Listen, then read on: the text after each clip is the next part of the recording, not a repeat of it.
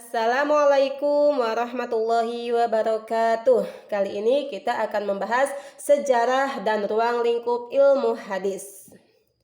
Hadis adalah segala perkataan, perbuatan, dan juga ketetapan atau takrir Rasulullah Shallallahu Alaihi Wasallam yang dijadikan hukum dalam agama Islam.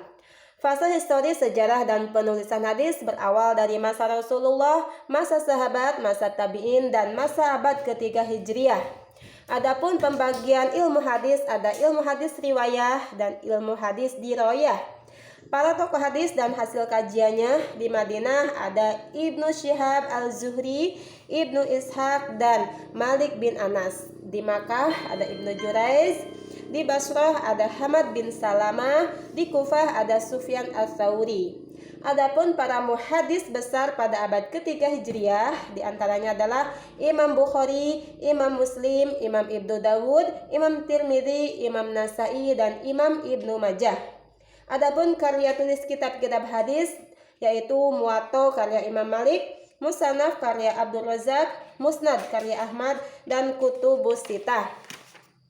Sejarah hadis prakodifikasi. Yang pertama pada masa Nabi Muhammad Shallallahu Alaihi Wasallam, yang kedua pada masa Khulafaur Rasyidin, yang ketiga pada masa Khulafaur Rasyidin 11 Hijriah min Asr, yang keempat pada masa sahabat kecil dan tabi'in.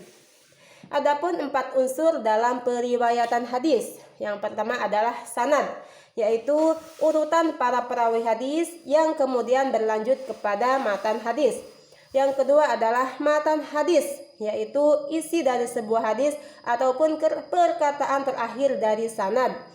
Yang ketiga adalah rawi, yaitu orang yang menyampaikan atau menuliskan dalam suatu kitab apa yang didengar atau diterimanya dari seseorang. Yang keempat adalah mukharij, yaitu orang yang menukilkan hadis dari suatu kitab atau musnad ke kitab lain. Istilah-istilah dalam ulumul hadis. Ada hadis, yaitu segala yang disandarkan kepada Nabi, baik berupa perkataan, perbuatan, takrir, sifat akhlak, dan fisik. Yang kedua ada as-sunnah, segala yang dinukilkan dari Nabi Muhammad Shallallahu Alaihi Wasallam, baik perkataan, perbuatan, takrir, pengajaran, sifat, perilaku, dan juga perjalanan hidup beliau sebelum diangkat menjadi Rasul dan sesudah diangkat menjadi Rasul. Yang ketiga ada khobar, yaitu bukan berasal dari Nabi. Kalau hadis dari Nabi, sedangkan khobar bukan berasal dari Nabi. Yang keempat ada asar, segala yang disandarkan kepada para sahabat dan tabi'in, baik berupa perkataan maupun perbuatan. Cabang-cabang ilmu hadis. Yang pertama ada rijalul hadis, yang membahas hal ihwal para perawi hadis. Yang kedua ada jahr wal ta'dil, tentang kecacatan dan keadilan seseorang.